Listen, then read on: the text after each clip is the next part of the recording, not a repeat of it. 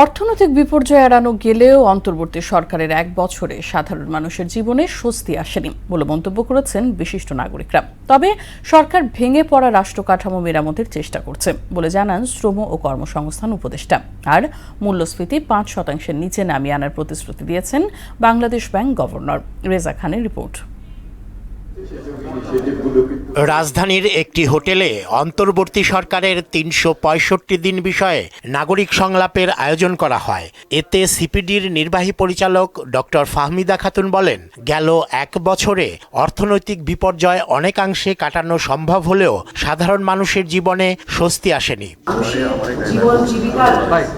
উপরে যে একটা প্রভাব পড়েছে সেইটা থেকে আসলে মানুষকে স্বস্তি দেওয়া, সেখানে কিন্তু সত্যিকার অর্থে আমরা তেমন একটা দেখি। বাংলাদেশে প্রতি ৪ জনের মধ্যে একজন বহুমাত্রিক দরিদ্রের শিকার, তাহলে স্বস্তি আসবে কি করে?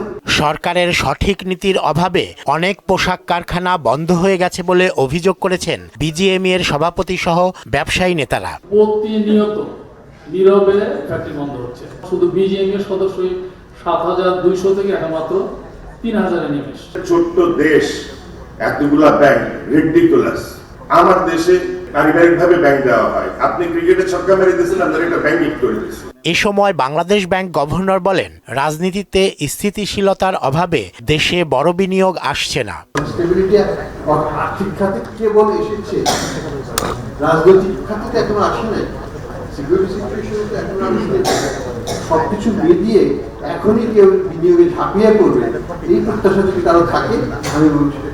অনুষ্ঠানে স্বৈরাচারী সরকারের বাজেটের ধারাবাহিকতা রক্ষার সমালোচনা করে রাজনৈতিক সংস্কৃতি পরিবর্তনের তাগিদ দেন রাজনীতিবিদরা। শত সংস্কার করেও করলাম না, সংস্কার will not come to anything যদি আমাদের রাজনৈতিক সংস্কৃতি আমরা বদলাতে পারি। বেক্সিমকো গ্রুপ ১৬টি ব্যাংক থেকে ৪৮,০০০ কোটি টাকা লোপাট করেছে উল্লেখ করে সরকার ভেঙে পড়া রাষ্ট্র কাঠামো মেরামতের চেষ্টা করছে বলে জানান শ্রম ও কর্মসংস্থান উপদেষ্টা। ৪৮,০০০ কোটি টাকা নিয়ে গেছে, কোথায় টাকা গেছে বলে কম চেষ্টা করছি যে একটা স্ট্রাকচার কোনোরকম দাঁড়া করা ঠিক, তাহলে নেক্সট গভর্নমেন্ট ইলেক্টেড গভর্নমেন্ট।